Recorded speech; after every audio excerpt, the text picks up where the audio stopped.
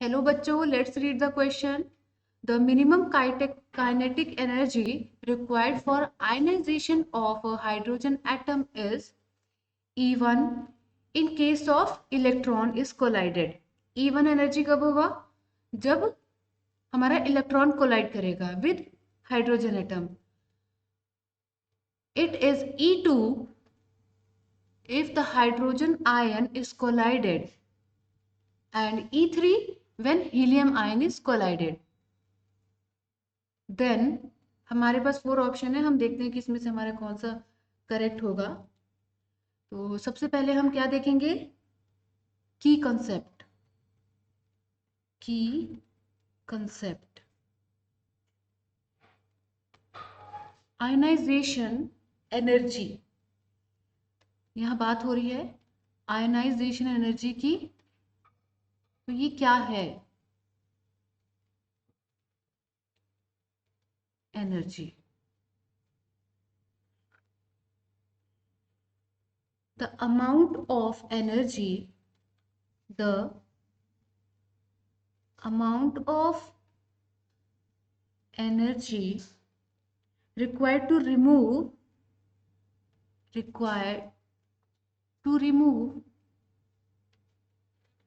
an electron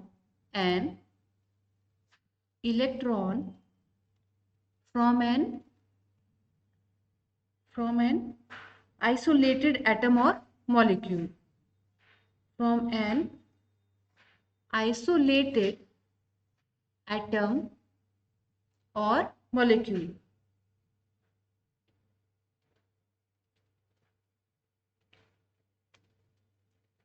देखिए question में हमसे क्या पूछा है कि ये जो तीनों हमें दिया है E1, E2 एंड E3, तो इसका जो हमारा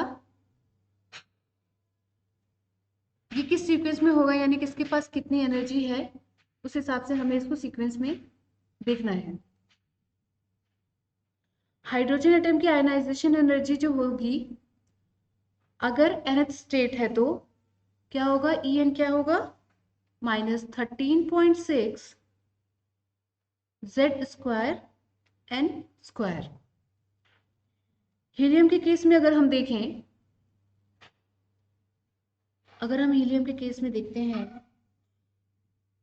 तो हीलियम, ठीक है,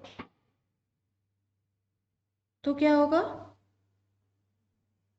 -13.6 Z square upon N square. ये क्या हो जाएगा हमारा? -13.6 इंटू 2 स्क्वायर बाय 1. ये 2 क्या है? ये वैल्यू किसकी? हीलियम की केस में Z की वैल्यू ये होती है ना. तो ये अप्रोक्सीमेटली इसकी वैल्यू क्या हो जाएगी? क्या मिलेगा हमें?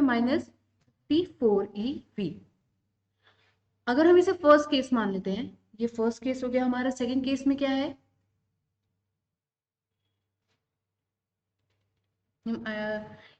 हाइड्रोजन का देखें तो -13.6 इंटू 1/1 होगा. ये हमारा क्या है? हीलियम के केस में ही Z की वैल्यू क्या हो जाएगी? 1.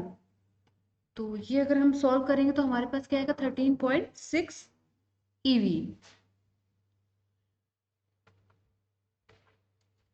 अब इलेक्ट्रॉन के केस में अगर हम देखें तो जो आयनाइजेशन एनर्जी है वो तो होगी नहीं, लेकिन इन सबके पास क्या काइनेटिक एनर्जी है?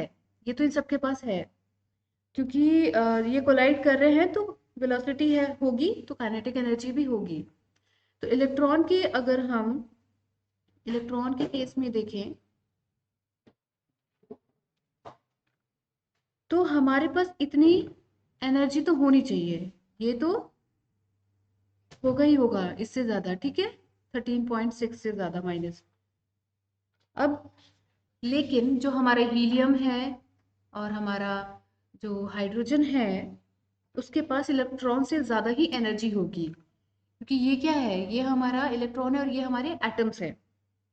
तो अगर इसे हम इसे इस तरीके से लिख सकते हैं कि जो हमारे E1 है, E1 होगा वो किससे कम होगा? E2 से, और E2 E3 से.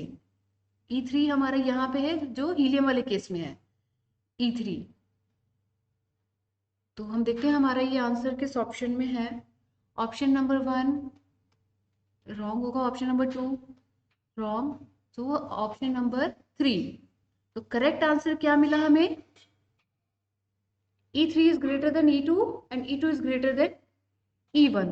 तो करेक्ट ऑप्शन क्या है हमारा? Option number 3। I hope you understood it well. Best of luck.